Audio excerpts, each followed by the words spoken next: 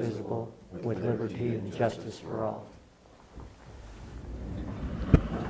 So I want you all to be comfortable.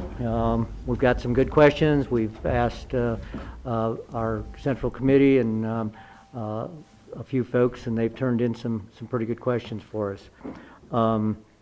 We do have some guidelines that we're going to try to kind of follow. We are going to let all the candidates have a two-minute opening, and our timekeeper here is Patty French. And so as we get into things, especially with the questions themselves are going to be a minute, and then we're going to have a wrap-up of 2 minutes. But as we're going along, as she's doing the timekeeping, we've got a couple of cards here, and we don't want it to be too, distracting, but we want you to kind of pay attention. So there's going to be a yellow one for 30 seconds, so just kind of a reminder thing. And then the blue one, which isn't as bad as red, will tell you that your time is coming close, 10 seconds. And then the 2-minute wrap-up. And so I do want to welcome you here. I know this has been a challenging endeavor for all of you, and we're not over yet. And people are getting their ballots, and they're going to be voting, and we know we've got some good candidates here. So we're hoping that those that haven't voted yet are paying attention. That's what we want those people out in the audience that are watching this to really pay attention to what you folks have to say. So I guess the other thing that I wanted to mention is the seating arrangement up here. We've got District 2 candidates and District 3 candidates, and just because of how things came out with the ballots, we want to know that the two individuals in the middle are the top name on the ballot for District 2 and District 3, and then you two. So with that, welcome to you. I'm going to let you in your introductions give as much information as you want to. If there's something that you feel in the past forums you haven't mentioned, that time could be, those things could be put into either your intro or your wrap-up. So with that, I think we'll go ahead and I'll just introduce by name who is running. So from District 2, we have Danny Wilkin and Kent Lindsay, and both good candidates. And in District 3, Monty Giles and Joel Stevenson. So with that, then, we're going to start with District 2, and we're going to have Danny Wilkin give his intro. Good evening. I'm Danny Wilkin. I'm seeking the Republican nomination for Montezuma County Commissioner, District Number 2. My wife Jeannie and I have 4 daughters and 7 grandchildren that live here. I want to help maintain the character that we have, along with creating opportunities that will allow current and future generations to want to call this place home. I am excited to represent and to serve the residents of Montezuma County. It is my love of this community that gives me the passion to help make it a better place to live and to prosper. I am a small business owner and involved in local agriculture. We raise bison on our farms, and I serve on the board of directors for Montezuma Valley Irrigation. It is these experiences, along with my involvement in other organizations in our community, that help me to understand our diverse issues and needs. I will approach all issues we face with common sense and look out for the best interest of the county and its residents. I believe in creating partnerships and communication between municipalities and entities to create an atmosphere where we can accomplish our goals, whether it is economic issues and job creation, addressing social issues we face, or dealing with state and federal agencies on public lands. Serving as a commissioner has become a full-time job, and I will devote my time and energy to it. I humbly ask for your confidence and support in the June 30th primary election. Thank you.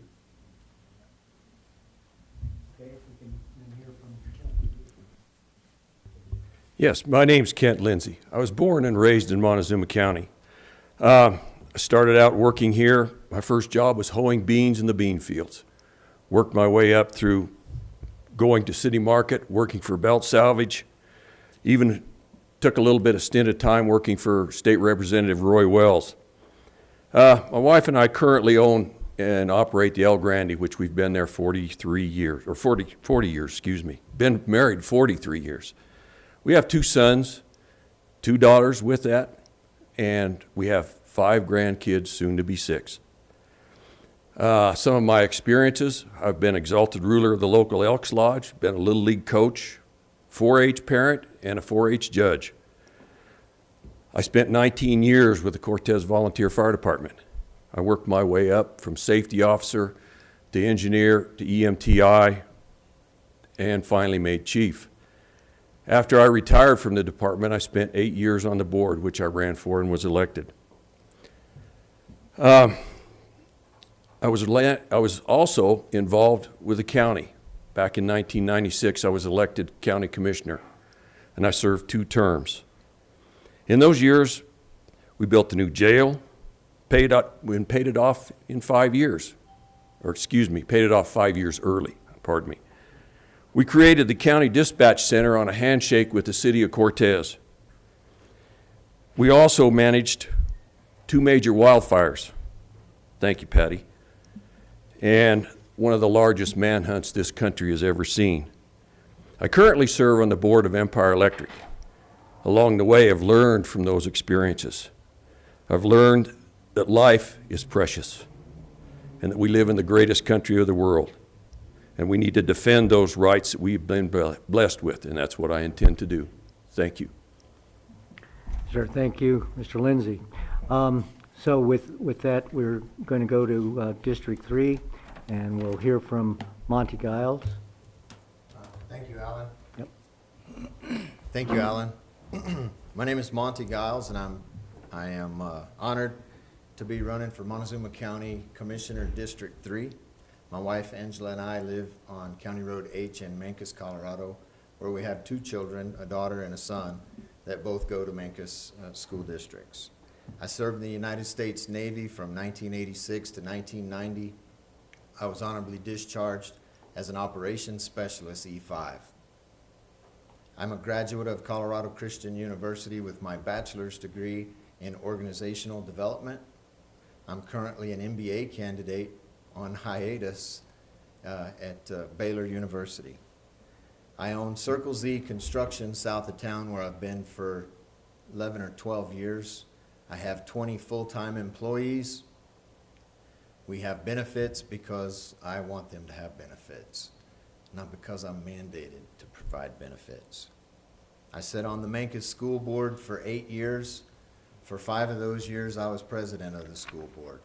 During that time, we were able to build a new preschool and pay for it, and we also were able to get a BEST grant for $25 million on the school level from the state and move forward with redoing our high school.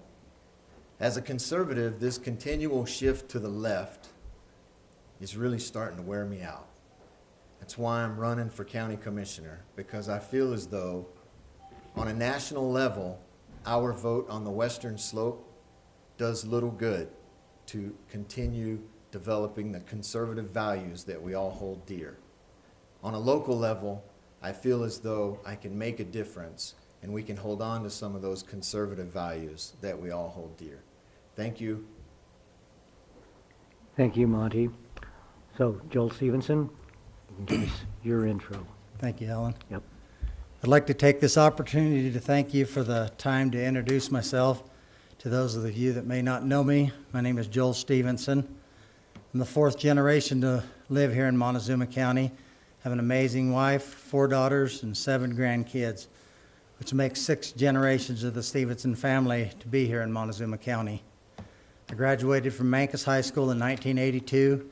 I then went on to Fort Lewis College for a year and a half before I decided that college wasn't for me.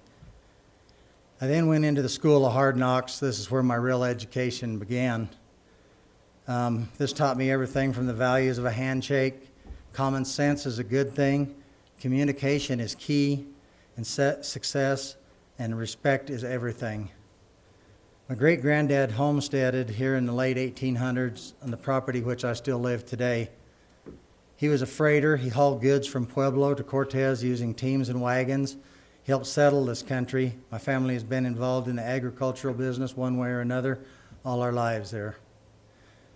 I'm running for county commissioner because this is our home here. This is our community. I would like my children and my grandchildren, as well as all of yours, to have the same opportunities that I've had. We don't want our younger generation to have to move away in order to support their families. I'm not running for commission because I own a business or have any special interests in Montezuma County. I'm running for commission because you, the people of Montezuma County, are my interest. I'm currently employed with the state of Colorado Department of Agriculture as a brand inspector. I've held this position for 23 years. Over the years, I've served on the Southwest Colorado Livestock Board for 2 terms.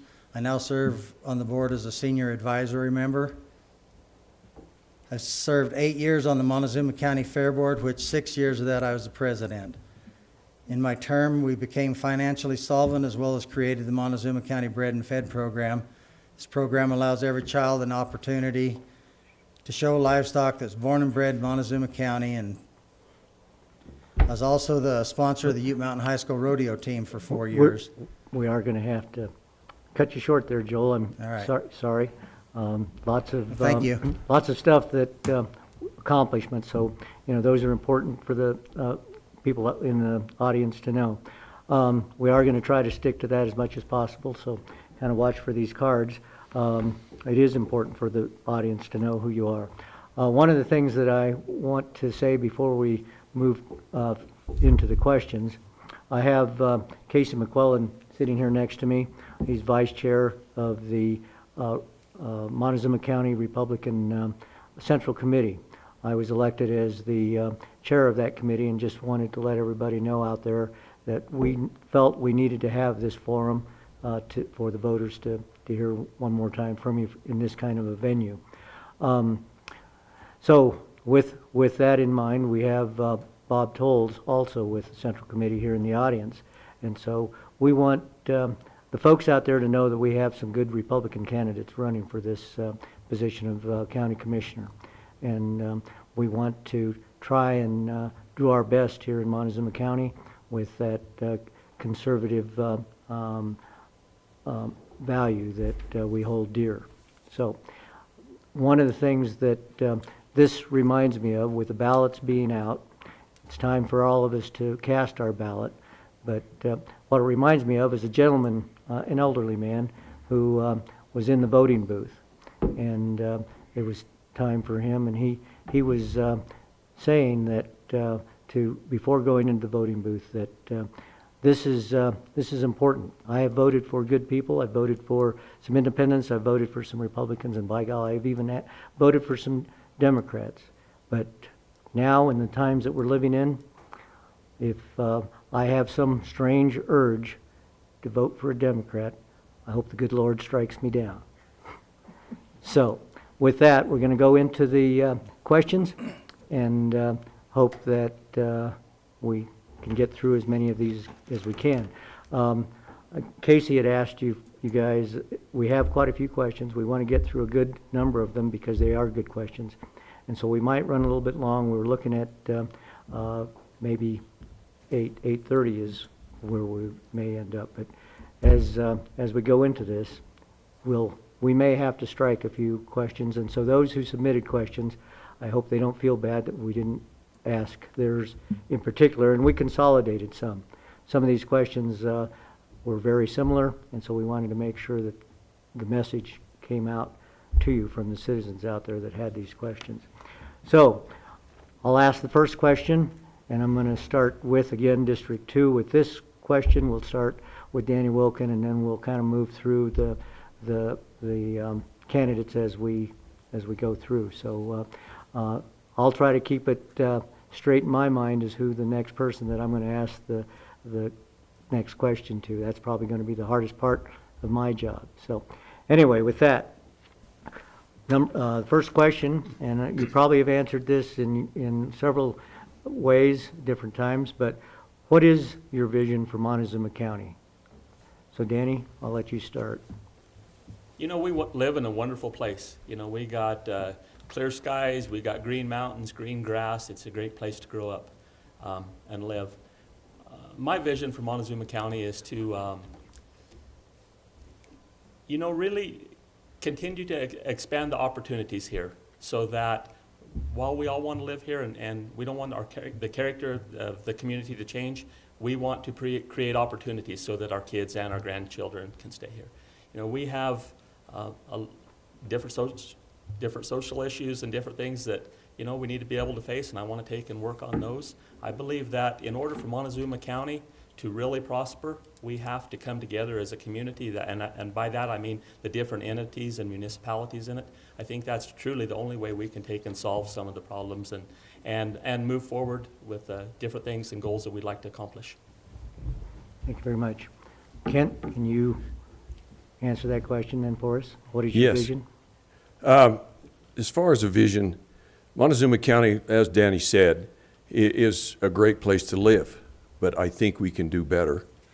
We seem to be at odds, and I think I'd like to help heal some of those odds in communication with municipalities, along with some of our special districts that are out there. They seem to be left out in the cold. We need to protect the businesses and economics that we do have here. We've let too many go by.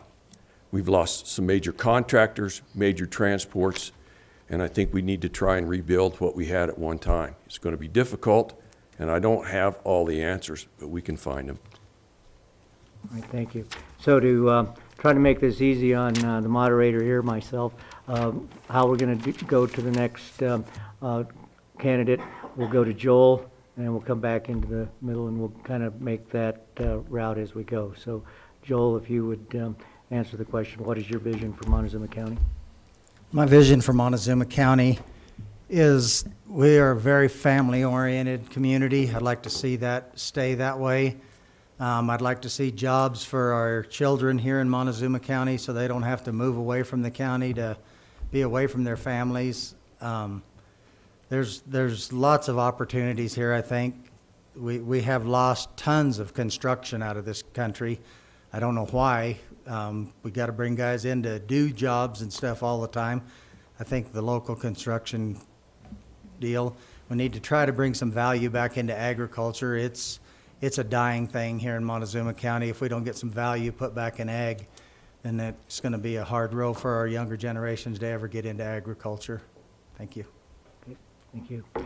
Monty? Thank you. So my vision for the county is to expand on what we currently have.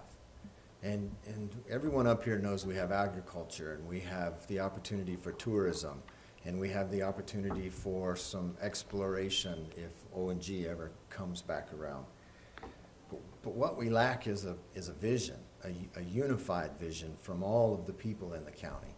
All of the different entities are segregated, and each one seems to operate independently of the other. I would like to bring all of that together and start identifying opportunities with the different entities and bring them together under with a common goal and a common vision. We need to identify the opportunities that we have in our county with the resources that we currently have, and then check our egos at the door and sit down at the table, everyone roll up their sleeves, and try to develop our county in a way that we all benefit from. Okay, thank you, all of you. And so we're going to go our next question, and we'll go to Kent then with this one. Is the role of government to create jobs or just make it conducive for companies to come here? Government itself doesn't seem to be able to create jobs very well, so they need to create the opportunity for jobs to come in. You do that by simple things like transportation. Can we get people in and out of here well? Are we a healthy community? Is our hospital up to standard? Are we watching over what's being done? It's a lot of little things that seem to slip through the cracks that need to be redone and relooked at. But as far as creating jobs, government doesn't do well at creating jobs. Thank you. All right, thank you. So Joel, we'll go to you then. Yeah, the role of government is not to create jobs. The role of government is to protect the rights of the people so that they can make their own jobs, make their own futures. We need to protect people's rights so that they can flourish and go on with their lives and do better. Thank you. Yes, sir. Monty? So the very simple answer is no. The government is not in the business of creating jobs. Currently, the government is very inefficient and creates bureaucracy that stifles the creation of jobs. You know, everyone stifled through regulation, through excessive tax. You know, these are things that don't help jobs. These are things that hurt jobs. The role of the government should be, and should be in our county especially as we identify opportunities, to increase the opportunities for businesses to come here by paving the way and making the process much easier and much more friendly. Okay, thank you. So Danny? No, I don't believe it's the role of government to create jobs, but I do believe with good communication and different things, you can create an atmosphere which can take and help to develop jobs. I think that's what you have to do as a county commissioner. As a county commissioner, we are the leaders of the community. And where we may not be able to create jobs, though, we can partner up with other entities and businesses that are looking at moving here and trying to promote what we're looking for and a way to create jobs. Okay, thank you then. So that, now we'll go to Joel for this, to start this one off. Highway 491 is designated a hazardous waste route. As a commissioner, what would be your priority level in interactions at the state and federal level to address that safety concern?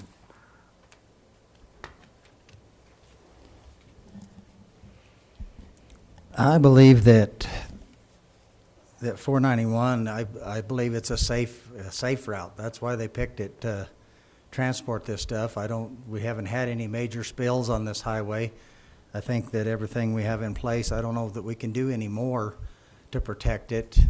There might be a few intersections and stuff out across there that might need looked at, but overall, I think it's pretty good.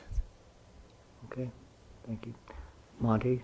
So certainly that's a CDOT road. Mm-hmm. CDOT has the capacity and the manpower to police that road accordingly. As a commissioner, I think that we keep our communications open with CDOT. If need be, contest. If need be, a lie based on the situation. But it's clearly a CDOT issue that runs through our county, and I guess what you can do as a commissioner is to just make sure that if you need to contest, you do, and if you need to ally, you do. Danny? So, go ahead. Sorry for You know, I interrupting. think with Highway 491, it is a major corridor through here and carrying waste or anything. I think we have to continue to work with CDOT and look at making it the necessary improvements that we need to it. You know, that there's many miles of it from the state line coming in south that are single lane highways, and there's a lot of traffic on it. If we're gonna be carrying other loads that are more hazardous and wasteful, hazardous waste, we need to look at making some of these improvements to help with traffic flow. There is also a lot of intersections in Montezuma County, from County Road P and probably even County Road N and some farther to the north, that need improvements just for our current traffic system. And so, you know, I think as the commissioners, we're the ones that have to continually address our concerns with CDOT, and, you know, a lot of times the squeaky wheel gets the grease in that. Thank you. Kent, Highway 491. 491, a lot of years ago, it was proposed to put in the STIP, the State Transportation Improvement Program, to widen that road to 4 lanes. And we had the governors of New Mexico, Arizona, New Mexico, and Colorado pretty much in agreement. And it sort of fell apart. And I'd like to find out where that's at, because usually when you put something in the STIP, it's 20 years. And there are, until recently, there were no turning lanes going, or, you know, acceleration, deceleration, passing lanes going to the south. They finally fixed that, which is really an improvement. But if you can't get that done, widening of intersections, you know, more markings, especially out around BB, CC, out in that area. But there's some good passing lanes out in that area too. Thank you. Okay, thank you. Okay, this one's going to be a long question, and so it's going to be tough for everybody, I'm Make sure sure. you hold up that card, Patty. Yes, get me through the question, thank you. Annually, the county sets a budget based on the various departments' anticipated needs. After the budget is adopted, there seems to be a flood of additional spending requests. And so, how would you, as commissioner, manage taxpayer money for the general welfare of the county and the residents? And have you, in anticipation of this position, reviewed the revenue section for 2020 and 2021? I believe I'm up. Yes, sir. So I believe that I would address this in the same way that I will probably address most of the issues that come before me as a commissioner. I will first ask if what's being asked for, the budgets are set. The department heads go out, they come out, and then they come back, if I understand your question correctly, asking for more than the budget had been allotted. So the first question I'm going to ask is it constitutional, what we're asking for? The second question I'm going to ask is, can we pay for what it is we're asking for? A third question I'm going to ask is, how are we going to pay for what it is we're asking for? And then, is it needed? So, empire building is something that I do not believe in bureaucracies and in the different departments. I will not be a fan of these things. I will tell you straight. Part of the reason that I'm running is because I do not like when bureaucracies empire build on my tax dollars. Thank you. So Danny, the budget and some of those floods of requests after it's been adopted? Well, I think it all begins with, working on the budget initially and trying to come up with what the wants and truly what the needs are. I don't believe that necessarily taking and throwing more money at things necessarily solves any problems. So I think we have to take and be straightforward with the elected officials and also the department heads and come up with realistic budgets that are going to take and work for them. And, I think if we plan that ahead of time, I don't see, unless there's different issues come forward, why there becomes a lot of reason that we have to change the budget. And I have looked at what we're looking at in 2021 and 2022. I actually went in and visited with our assessor, Leslie Bugg, this afternoon about what Kinder Morgan's projected things, production and taxes were. And this year, their production, and it's based on 2019, and then their personal property tax is based on 2020. And this year, there's going to be, it's a little bit higher than what it's been in the past. The problem is in 2021 or 2022, that's when the shortfalls are going to come in. Okay. Thank you. Kent? Yes, I've looked at the budgets, not in depth by any means. You can sit here and look at their budget book over here, and it's this thick if you really want to go through it. But when it comes to budgeting with the different departments, a lot of folks put in their wants, but you have to base your decisions on needs. And again, down the road, we're going to face a budget crunch to speak of, because when the Gallagher Amendment bumps up against Amendment 1 and it bumps up in lowered assessed valuations, things are going to have a shortfall, and you have to look into the future and plan for that. And using conservative values, you have to always pace yourself at what you're doing. Joel, the budget and when departments are asking for additional money. We should always take care of the needs before the wants, make sure that is taken care of first. As far as budget requests, you would have to take that on a case-by-case basis and see what the need for those extra budget requests would be and go for it from there. I believe most of the entities in the county, they set their budgets pretty fairly to start with, and there's a chance that they'll want to go over some of the budgets, but just make sure you take care of the needs before any of the wants. Very good. So we're back to asking Danny then for on this question. Citizen privacy rights. versus technology that government uses to collect data. Where do you draw the line?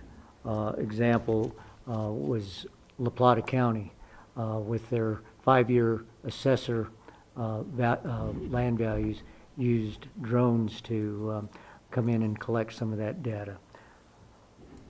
Where do we draw the line on what is privacy to the citizens out in Montezuma County?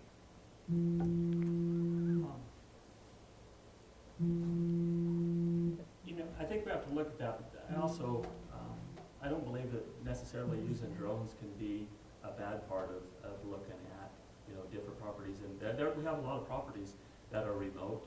There are properties that are hard to get to, challenging. Oh. Sorry, we had a glitch with our time, so go ahead. So I think, you know, I think drones are just a tool that you could possibly use. I don't think the government should be using them to take and spy on what people have and different things. But there is places where, you know, it probably is pretty beneficial to you know, look at properties with it just because of their location and the difficulty of looking at the whole site. You know, everybody ought to pay their property taxes because I've built a lot of houses out in rural areas and out in near the forest and in the mountains. And if we build those homes and then the residents don't take and pay their property tax and it stays held down like in an ag base or something, it's really hurting the whole community. Because, you know, our tax burden is spread out from schools to roads to even running the county on all of the citizens. And so I don't think we can be intrusive of it, but I think sometimes we do have to use the tools that we have available. Okay, thank you. All right, Kent, privacy rights and technology? Privacy rights, I mean, that's pretty personal to a lot of people. You can use drones, but I wouldn't be in favor of putting them over the top of somebody's house. That's still their space. I was taught a long time ago that everybody's property goes from the center of their property and no telling how far. But drones used down the road, like the assessor driving down the road at the same time using a camera to collect information is probably a good tool. From there, otherwise, it gives you further reach for your assessor to go out into the county, to go out and save a lot of time, because there are a lot of properties and the office over there is pretty short-staffed. So, Joel, what are your thoughts? I think that the assessor's office, if they want to use drones, they should call the people and ask them, you know what, do you mind if I use a drone to assess your property? If they say no, set up a time and go out there and assess the property. Go do a walkthrough with them. I feel it's very intrusive to use a drone to go into somebody's private property, and they should have permission before they use it. Okay. Monty? So it comes back to, is it constitutional? So each one of these issues should be weighed on its merit individually. If the one that we would like to talk about now is whether or not drones should be utilized to get into your private airspace, I would say that it's probably not constitutional. And there you would have to base your answers moving forward. But with regard to technology and privacy, you know, many people have the presumption of privacy, however, don't do the things necessary in order to assure this presumption. So we have all been in the example where we're looking for a pair of sneakers one day and we get off the computer, and then the next day when we hop back on, there's sneaker ads everywhere. So be careful that your presumption of privacy, and educate yourself on this, because what you've done is given up some of that. Thank you very much. I guess we're going to go to Kent on our next question. This one is, do you support more building codes, land use codes in the county? Not without review of the existing codes. We already have electrical inspections by the state. We have plumbing inspections by the state. What the state doesn't do is certify and licensed contractors. And that seems to be part of the problem. We have some guys and gals running around that sometimes don't know how to build a house correctly. And without the state licensing contractors, we shouldn't. But with the land use code we have now, as I've stated before, it seems to be layered upon layered upon a layer, and we need to peel some of that back. Make sure that it's beneficial and economic to the county, what we're doing. Okay. Thank you. Joel? I currently sit on the P&Z zoning board, and like Kent said, we need to peel a lot of that stuff back and go over a lot of it. There's a lot of things in there that I believe myself need to be looked at and taken out of there.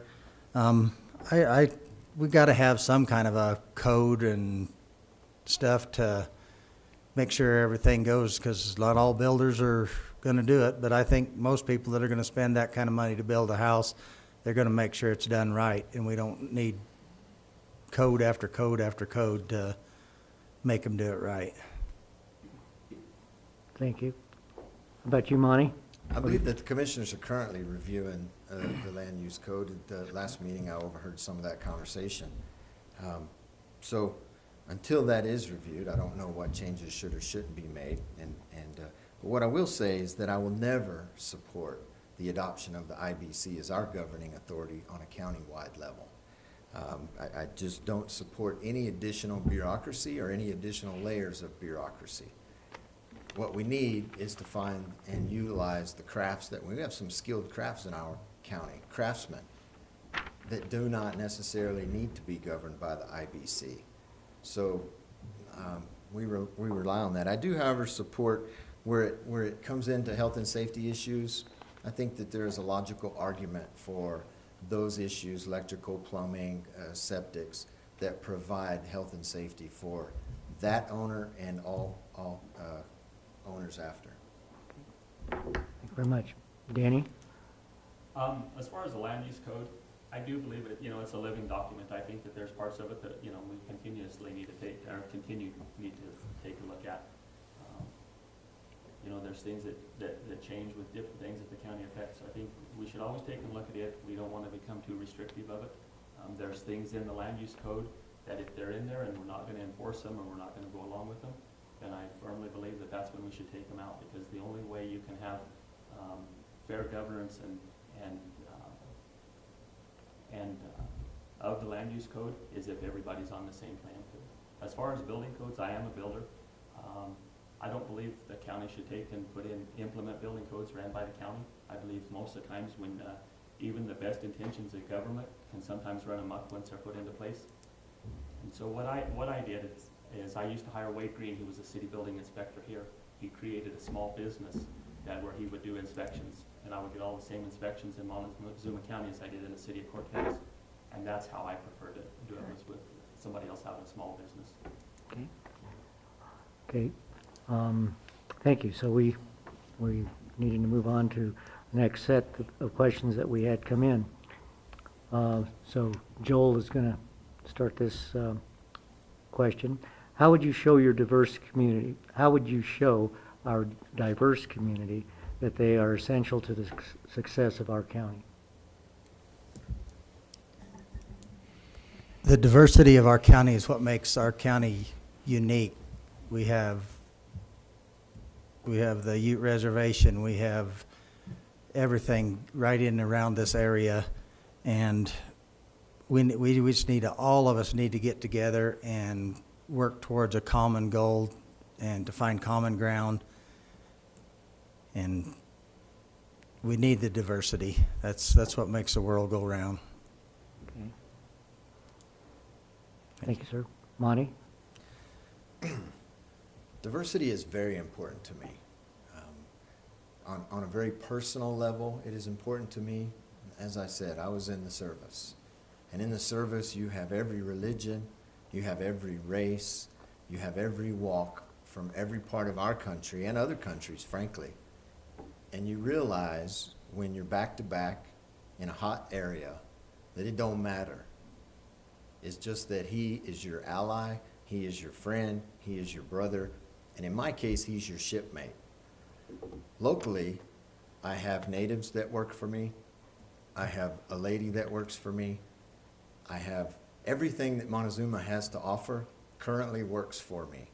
And it's a pleasure having them. But this is especially if you consider what's going on nationwide right now. This is an issue that we as a county should always embrace and move forward in the most positive of directions. Danny? As Montezuma County Commissioner, you're serving the county as a whole, and so I think you have to take and understand the diverse issues, the diverse people, the diverse diversity of us. That's why for a long time I've tried to attend city council meetings, the town of Dolores, town of Mancos, sit in on school board meetings and different things, is because that's the way I took and feel that I was learning all of the issues that we was taking and being faced in our community. And so that's one of the ways I think we deal with diversity is by being involved and realizing that it's just not what my opinion is or what your opinion is, that as a whole we represent 26,000 people. And so we have to take all of those different views into consideration and still make the best decisions for Montezuma County and its residents. Thank you. Kent? Yeah, we are a diverse county, as these gentlemen have said, not only in cultures, but in heritage, but also even where we live. We have a lot of micro communities, to say the least. And I think the way that you treat them, if you treat them in an equal and fair manner across the board and make sure everyone in your government is doing the same thing, I think that shows them the respect that they really require. Okay. So, what proactive strategies, and this is going to go to Monty.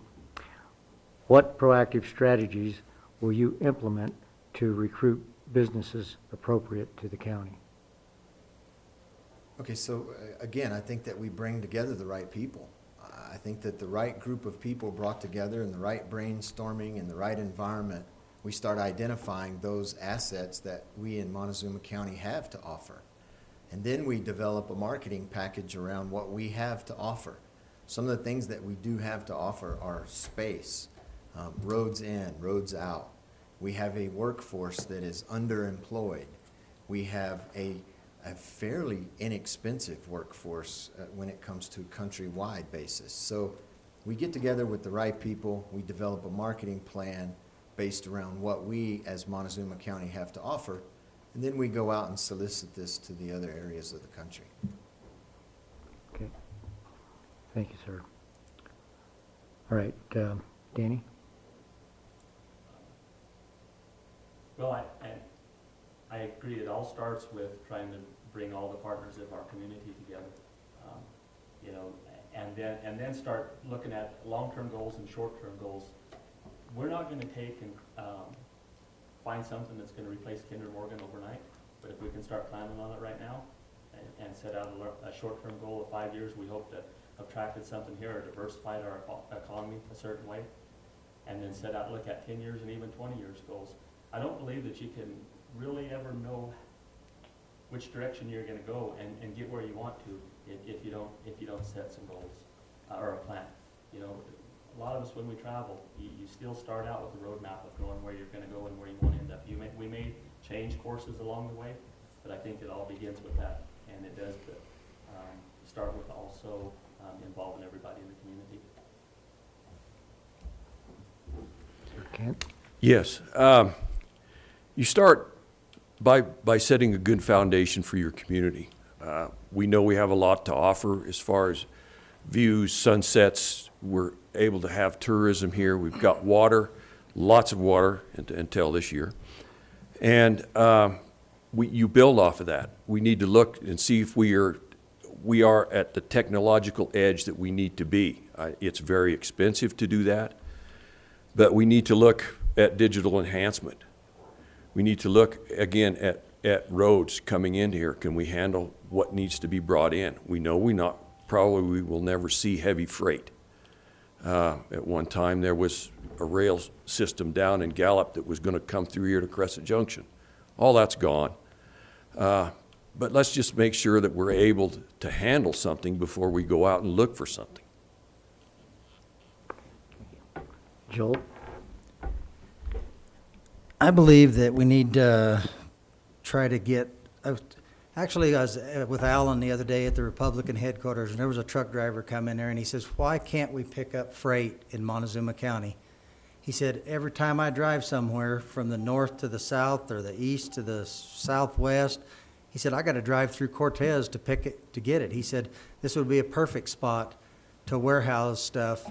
And I think that's something that we need to research and look into, because it would be something, the expansion of the airport, I believe, but that's something we need to research too. We need to go to these different entities and see if it's something that will work for this community. But I think that would be a big plus to bring something more to Montezuma County. Okay, so how would you organize, plan, and prioritize your work as a county commissioner? And that's going to go to Danny first, I'm sorry. So, are you good? Do you want me to reread that? Yeah, go ahead. How would you organize, plan, and prioritize your work as a county commissioner? As county commissioner, it's gonna be priority number one for me.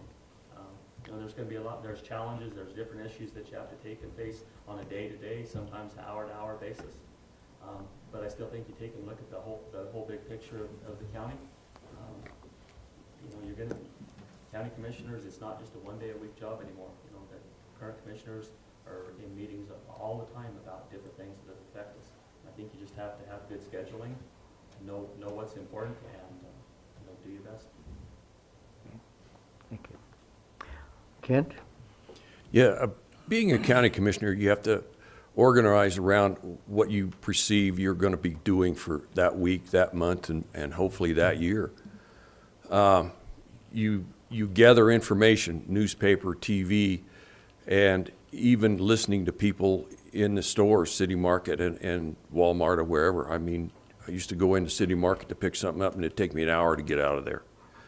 But those people have ideas, and you gather yourself together, and then you sit down before the week, before the commission meeting, go through the agendas and see what's coming up, make sure your planning's there, and get ready for your meeting.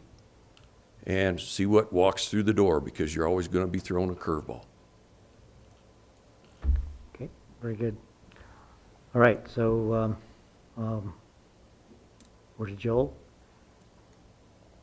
Yes. No, the county commission job would be my number one priority. My entire life, I've worked 2 or 3 jobs. I've always seemed to make everything balance where nothing else ever suffered from one or the other. I'm in a position right now that I do work for the State Board of Stock Inspections. If I believe that I can't contribute 100% to the county here, I will retire from the state. I've been there long enough, and focus 100% to Montezuma County. Okay, thank you. Monty? So you first must identify what the workload is, and with the exception of Kent, we really don't know what that workload will be. I would imagine that each one of us gets assigned some collateral duties, so there'll be the understanding of what those collateral duties require. And then I'll dedicate the time necessary to achieve the goal.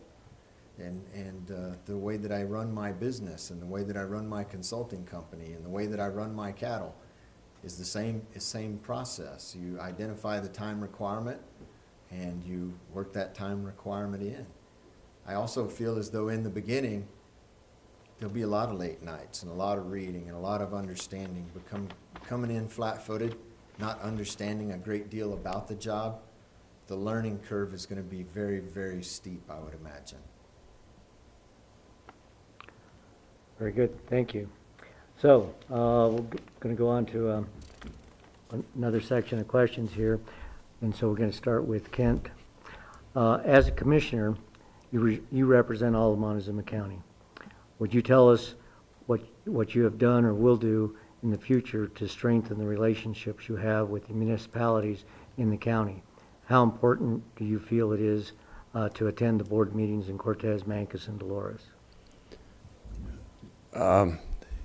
Attending the board meetings, maybe on a quarterly or semi-annual basis, is pretty, I guess it's more, almost more than you need. Your communication comes with sitting down and having direct meetings, going to their workshops and sitting there and visiting with those folks.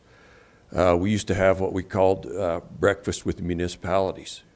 We'd sit down once a month and have breakfast with a different municipality every month and exchanged ideas across the board. I mean, if people came into the cafe or restaurant, they were welcome to sit with us so we could maintain our open meeting regulation that we had to meet. But that's a big part of it, is sitting down and just visiting with these folks kind of on an informal basis, and then going to their meetings and see how you progress. Thank you. Joel?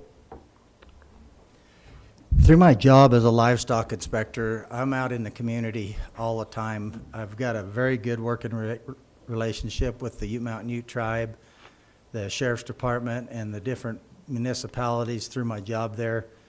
I believe I'm a step ahead of some of the guys because I've already been there and forged these relationships with some of these entities. So I think it'll benefit me a bunch. Thank you. Monty? The municipalities, Dolores, Mancos, Cortez, this is one of the exciting opportunities that I look forward to. This is one of the things that I really, really enjoy, is developing the relationships to such a level that, yes, we catch up on a weekly or a monthly basis, but then the relationship is such that we have real-time communication. So, you know, Mancos has an issue or an observation or something to deal with, the relationship is close enough for them to pick up the phone and call me. These are the type of relationships that we should develop and that are very exciting for me to develop with the municipalities in our county. Okay, very good. Danny? I believe it's important to attend as many of the different meetings as you can, just like attending county commissioner meetings in person. You know, it's not necessarily what you can take and read in the minutes or what you can see even now on YouTube. It's being involved and being in the personal conversations that goes on. That's where I think these, if you meet with all the different entities ahead of time and you start forging these relationships, then if you do have challenges or if there's an issue, you already have this relationship established. And by being at the meetings, I think you get a lot better feel for what they really are being faced. And at the same time, you represent Montezuma County, and the folks that sit on these boards, they are Montezuma County residents, and the people that are in these meetings also, they're Montezuma County residents. So to me, it's just one more avenue to be able to have communication with your constituents. Okay. So this one's going to go to Joel first. And the old M&M truck stop, it's an eyesore. It is private property. What is your solution or your thoughts on the old M&M? Right now, I believe that our current county commissioners are working with the folks that own that place to get it cleaned up. There is another deal that the Ute Mountain Ute tribe has expressed interest in it to turn it into some kind of a museum, an outdoor museum or something, but it definitely needs cleaned up and something needs to be done. Okay. Monty, the old M&M? Yes, sir. It is indeed an eyesore. My office is south of town. I believe that, you know, the whole south part of town could use some help, frankly. But I don't know if that is proper for the help to come from the county. You know, if there is ordinance that could be enforced that's on the books, perhaps that's done. But anytime we start talking about private, public operations, you really have to start thinking about whether or not, one, it's constitutional, and two, who the private part of the private-public participation is, because many times the private-public participation happens in the good old boy system, and the private part of it excels greatly at the expense of the public part of it. Thank you. You know, with the M&M, that's been an ongoing issue for the last 20 years. And probably what led to its downfall, and at least the condition it's in right now, is because of the fuel spill that was there. You know, the current commissioners and administration has started working with CDPHE to come in and actually clean up the fuel spill. That, you know, that has been a hindrance because the M&M has changed hands multiple times in this 20-year period. But that's one of the things that's always stifled any further development with it. So I believe by Montezuma County Commissioners taken and work with CDHPE to help bring someone in to clean up the spill, then it's gonna broaden opportunities for some other type of, whether it's they demolish it and rebuild or something that's gonna bring other opportunities into that spot. Okay, thank you. Kent? Yeah, with the state coming in and probably cleaning up some of, the dirt and the spill that's around the M&M will help tremendously. But it still goes back to the owner. Is the owner willing to relinquish that in some form, whether we purchase it, whether it comes through as a tax sale or whatever? If Montezuma County could acquire that, then, without weaponizing our land use code, which I'm totally against, if we could acquire that in some form, then we have opportunity to work with the Ute tribe, or we can work with some of our operators south of town and clean that up. We have a landfill. We could put some of that in our landfill. We also have some guys in the salvage business just south of there that would, I'm sure, be glad to take some of that. Okay, thank you. All right, so I think we've gone through. Did I let you answer that one, Joel? You started that? Okay. Monty, is there a need for a convention center in Montezuma County? I'm sorry, say that again? Is there a need for a convention center in Montezuma County? How would everyone get here? I mean, I know I'm being a bit facetious, but there's things that Montezuma County needs. I don't know if a convention center's one. If there's some data out there that supports this, I would happily look at it. It's an interesting concept. The first thing that comes to mind for me is, what would it be used for? And then how would people get here? Our airport is very limited. Getting here requires you, if you're coming from Denver, to go across a couple of passes, so winter really becomes an issue. So I'd like to see some data on that if someone has it, and I'm open to any type of economic development if the data supports it. Thank you. Danny? I think you look at anything as far as economic development, but I think there's a lot of other needs that are more pressing than putting a convention center in here. Now, I also don't always believe that, that it's just that the county is the best party to take and do that. If there was gonna be one, I think it would probably need to be more through the city of Cortez. That's where the mass of the people are. That's where most of your restaurants are. You would put it in that area. So in my mind, if it was gonna be, I would look to the city of Cortez to put that in. Okay, Kent? Your thoughts? I have to agree with Monty. Is the need there? Do we have a need? I haven't heard of anybody losing a convention here in Montezuma County. Maybe I'm just misinformed. A lot of years ago, the biggest convention I can ever remember having was an Elks convention come in, and we housed 857 people here. Fed them all at the fairgrounds and had a heck of a good time.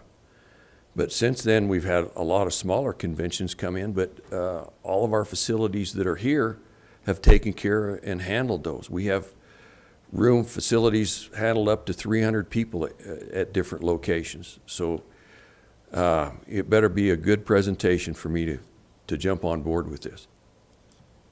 All right, thank you. Joel? First, I would have to see the research that backed the need for a convention center. Like the economic development part of it, I'm all for it if there's a need for it. But you would have to do a lot of extensive research to find out what that need would be. Thank you. Okay. I'm going to go to a late question that was brought in, and it has a lead-in that will take a little bit of reading, but then the question is basically at the bottom of this long read-in. But there's never a shortage of good ideas and places to spend money. There's never enough money to implement all good ideas. With both of these are tourism. How will you vote when people come to you for public money for this great idea that will make our community better than Durango? So take the proposed bike path from Cortez to the entrance to Mesa Verde. Should public money be spent to finance the bike path that will only benefit maybe 10% of the residents of the county? Would it be better to secure private funding to build and maintain the bike path? Is saying that the revenue from all of the out-of-towners that use the bike path will generate positive income for the local business a valid point? The taxpayers are still out the money to build and maintain a bike path. Should the restaurant, bike stores, hotels, motels reimburse the taxpayers for this expense to build and maintain? The way these taxpayer funded programs are set up, the taxpayer is always holding responsible to pay the bills. Do you agree with the statement the county commissioner should only be involved in projects that private enterprises cannot do? So that's the question, and we need to go to Danny with that. I think I was first last time, wasn't it? Okay, it's possible. You're I'll go right. first. All right, I'm sorry. Oh, okay. Okay, that lead in, so. Do I if get as need much to- time as the question? Yes, sir. And No, I'm kidding. If you need some more. The bike path, when it comes to surface, I'm in favor of looking at the bike path, but tax dollars to the bike path, no. If the bike path comes to realization, the sheriff is going to have to be involved because we're going to need some kind of oversight out there. Also, who's going to clean up the mess? I'm sure there's going to be paper, and there's going to have to be restrooms out there because somebody's, sorry. But along with that, like we see today, there's a risk of wildfire in that area. Plus, right-of-way. You still have to find right-of-way for some of that. But Montezuma County has seen its share of good ideas, and some have developed, but a lot of them have not. So you have to weigh yourself and weigh the options and gather as much research as you possibly can. But to do, I mean, the question is full of traps, but as of right now, that's kind of where I stand. And that was a pretty mushy answer. Thank you. Joel? I actually spent about an hour on the phone with James Dietrich on this subject a couple days ago. And this path to Mesa Verde, it's been in conception for 20 to 25 years already. We're in a three-way partnership with the town of Mancos and Cortez. We've already invested $40,000 of the county's money in this deal. It's kind of looking like the Central Federal Lands Highway Division is going to be the ones that take over this project. And right now, it looks like it's going to be put in the state highway right away. There's not going to be any private property that's going to be brought into this. So I'm in favor of it and going forward with it. I think it's something that is going to bring like our communities together, our municipalities. It's going to be a good faith gesture to Mancos and Cortez, something that'll start bringing us together. Thank you. All right, thank you. So then we're going to go, from there, we're going to go to Do I get to answer? Monty. Yes, sir. Yes, sir. That's right. I'm sorry. That's I okay. had to look at my notes to, No, I yes, wasn't sir. going to let you bypass me. Very good. Thank you.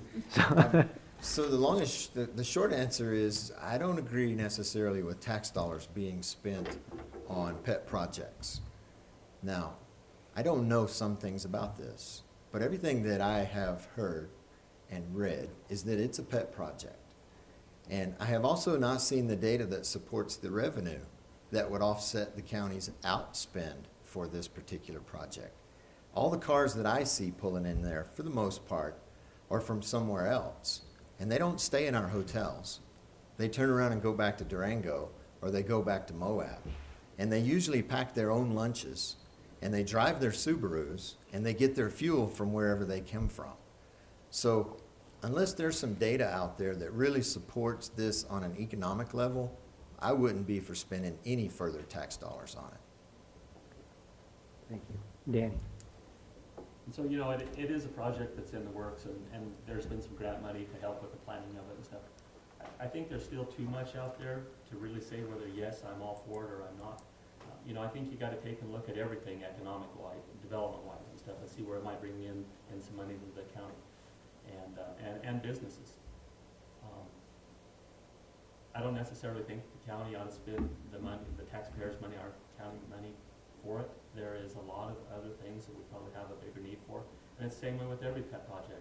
I think, or I don't want to say, I got that one from mine, of these projects that come in, is that, you know, I think you have to take and look at, as the county of a whole, is this where we need to take and spend the money, and is there going to be a benefit to the county, you know, if we move forward with this?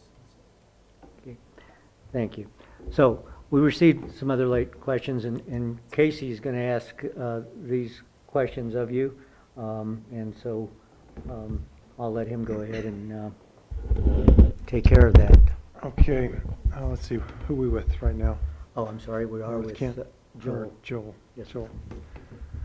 Okay, please give us an example of where you have used your communication and negotiating skills in building bridges between and fostering relationships with other individuals and organizations. I believe that this is something that we all do on a day-to-day basis with our families, with our friends, with everything that you do in life. You have to negotiate with people. Throughout my life, I've been self-employed. I've had negotiations with other people in my business. It's something that you do on a day-to-day basis, and just the way life goes. Okay, thank you. Monty? So there are many examples, but it comes back to one of the reasons I'm very excited about the opportunity of this job. It's building these relationships that are contentious at this point. So when I did represent the county in the construction of the combined courts, throughout that entire process, I interfaced with the county and with the city, because that particular building is built inside the city limits. And it was tedious at times going through the city engineer, the city manager, the building inspector, all of these city employees, and none of them were in a hurry at that time to help the county. And it was a relationship building process that lasted nearly 2 years. But at the end of it, I had pretty good working relationships with all those people inside the city organizations that in the end had helped us bring that project to fruition. I've been a general contractor for 20 years, and a lot of times I'll build, you know, for 5 to 10 different people in a year, or different projects and stuff. You know, that's where it goes right on into budgets. You know, you look at big budgets, little budgets, and then you try to see what their needs are and what they can really afford. I think I've taken and built those relationships because as a contractor, I'm working with my customer. As a Montezuma County Commissioner, I'm going to be working with our constituents and the other entities. I think you take and pull what I've learned as a general contractor, and that you don't, just how you take and approach things, you got to take and approach things with professionalism and respect. And it's like serving on MBI's board of directors. You know, we have to take and have discussions amongst ourselves. We don't always agree, but we have to come to a understanding. And then also dealing with, you know, Colorado Parks and Wildlife and Division, or DWCD and different things. It's working on these different relationships in this avenue. I can give you 3 examples. First one was the jail. In a contentious atmosphere with the municipalities, we built the jail out there and traded part of the land to the city for curb and gutter and streets on a handshake. Same way with a dispatch center. We worked with all entities involved in that dispatch center and completed that facility on a handshake with the city of Cortez. But the crowning jewel was working with the BLM and the Forest Service, and even up to the Secretary of the Interior negotiating on Canyons of the Ancients. The only thing we lost out of there was mining. Everything else was kept in there, just through negotiations. Okay, thank you. Next one. This one goes to Monty. When faced with a complex issue, do you typically figure it out yourself or solicit help from others who may be more knowledgeable in that area? Give us an example. So this comes back to running my own business for many, many years. I have always tried to hire people that are much, much smarter and more capable than I am. It has made me quite successful. If there's something I don't understand, I go to into a learning environment where I try and find the professionals. I try and find the experts. There isn't usually an expert for every issue that's out there. You just need to lay your hands on them.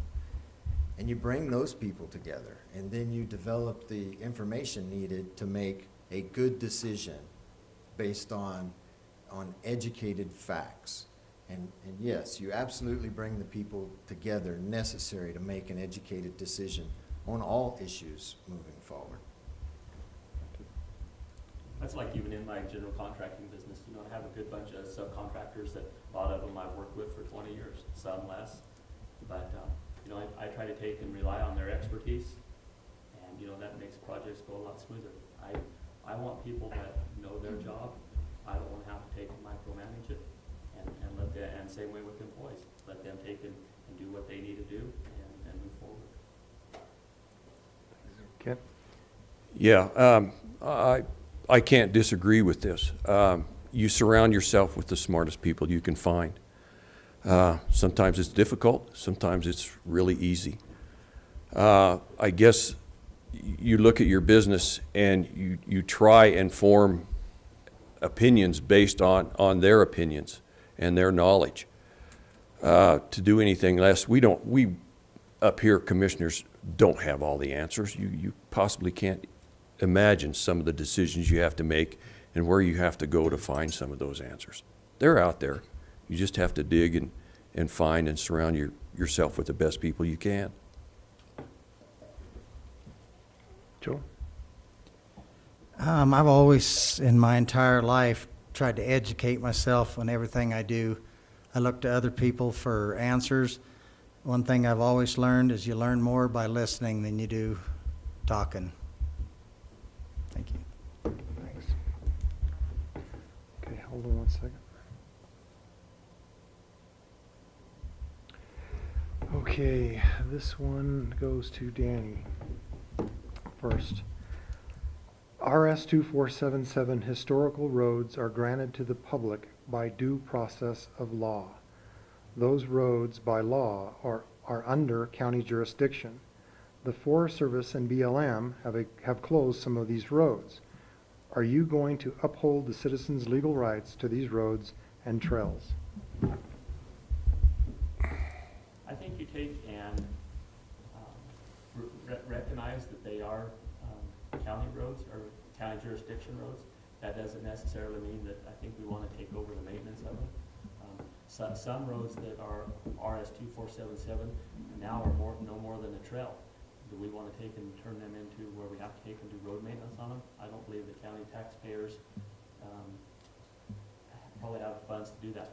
I think that everything that we can show that was a county road and traveled before the Forest Service was formed, I don't think you give anything up.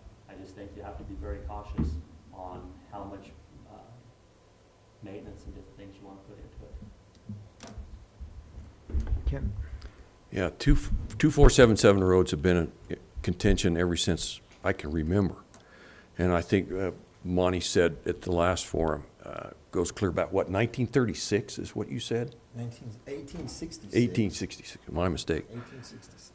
But for the Forest Service closing roads, I'm totally against that.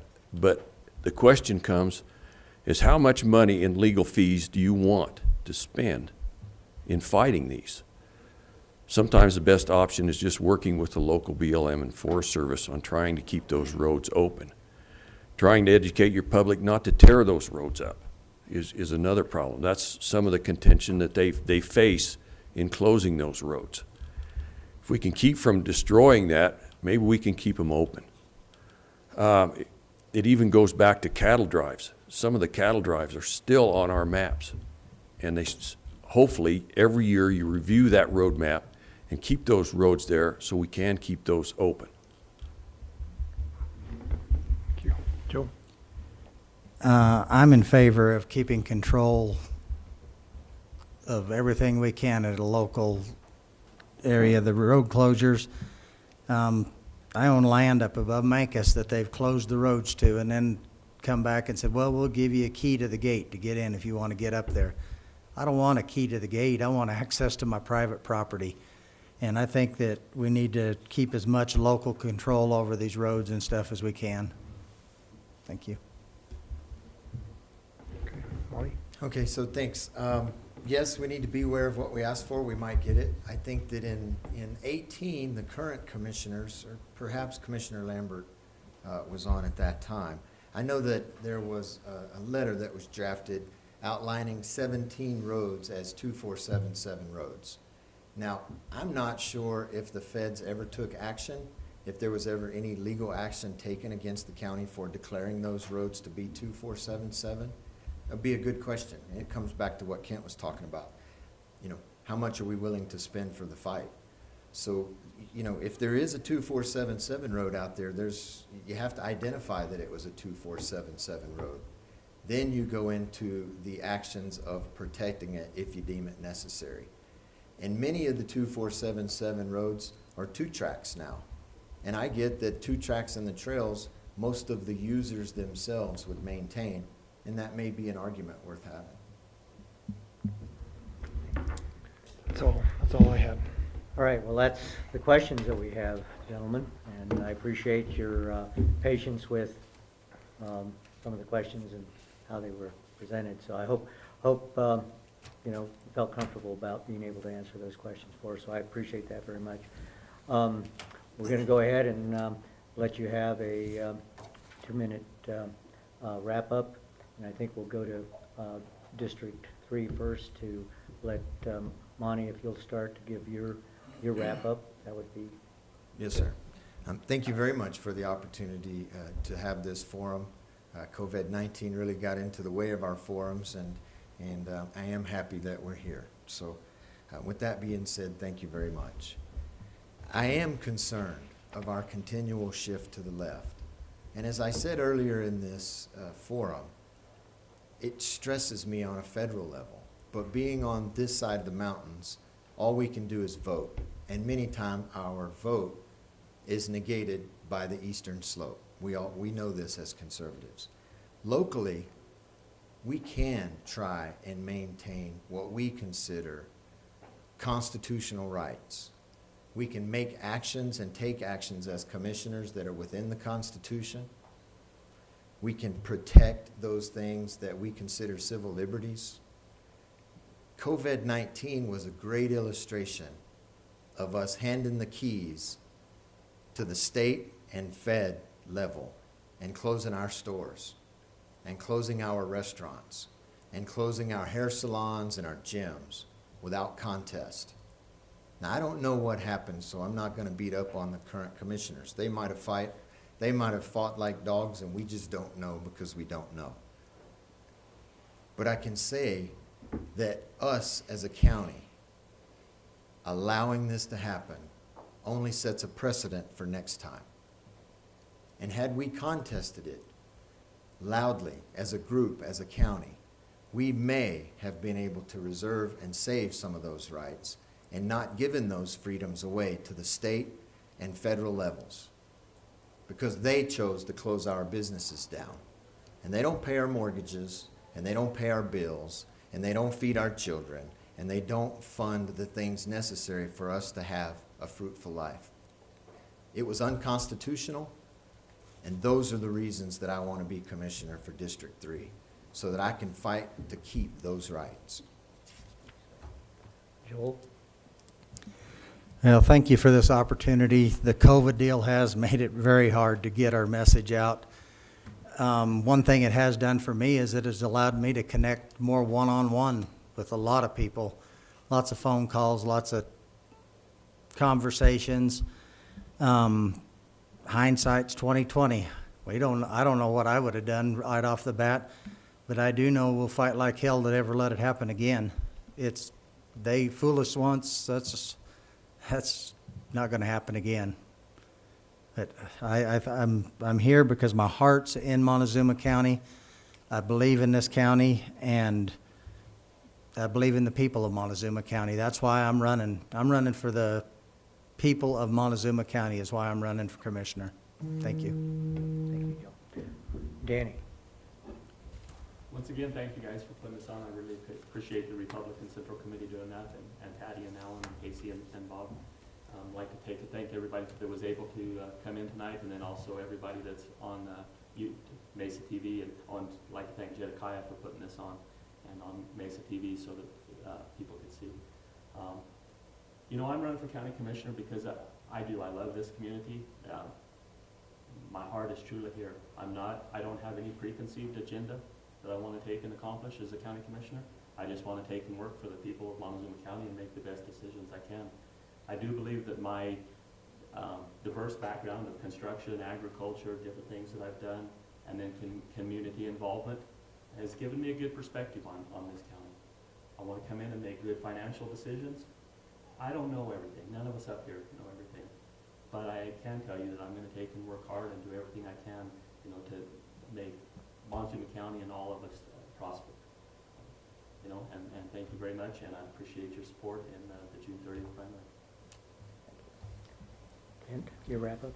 Yes, I also would like to thank everybody for coming, and the Republican Party and the Central Committee for putting this on tonight. We haven't had much of a chance to get out there and meet with a lot of people because of the circumstances that have gotten in the way. When you're a commissioner, when you're elected, and whoever's elected to this job is going to have a unique opportunity because the Democrats haven't run anybody. Unless an independent steps up and petitions in, which I don't think I see happening, you're going to have a unique opportunity to become a commissioner early. You get to look at all the issues. You get to work with your other commissioners, and even Mr. Candelaria, who will be here, and it will give you a learning curve advantage. When you step up here, and on that day in January, when you raise your hand, you swear to uphold the Constitution and laws of the United States and of Colorado and of Montezuma County. It changes your world because you take that oath seriously and to heart. There's no fudging, because there's too many people out there that will catch you and call your name out and say, hey, this is not right. And that needs to be done. And I've had it done to me. Sometimes you slip. We're only human. We make mistakes. But I will leave you with this. Abraham Lincoln gave a speech at the Cooper Institute in 1860. Let us have faith that right makes might. In that faith, let us dare to do our duty as we understand it. And in those words, that's what I intend to do. So I'd appreciate your support. Get out there and vote and do your duty. Thank you. Well, thank you, gentlemen. Thank you I very think, much. Thank had you, some good guys. heartfelt answers to this, and I appreciate that very much, that you're stepping up and looking at those positions. Is there anything you have? So 4 great candidates here, so good job, guys. Thank you again. Thank All you. right. Appreciate it. So thank you, everyone in the audience, and I guess we're done. If anything else, well, I guess we'll just say good night to those people out watching. Good night out there.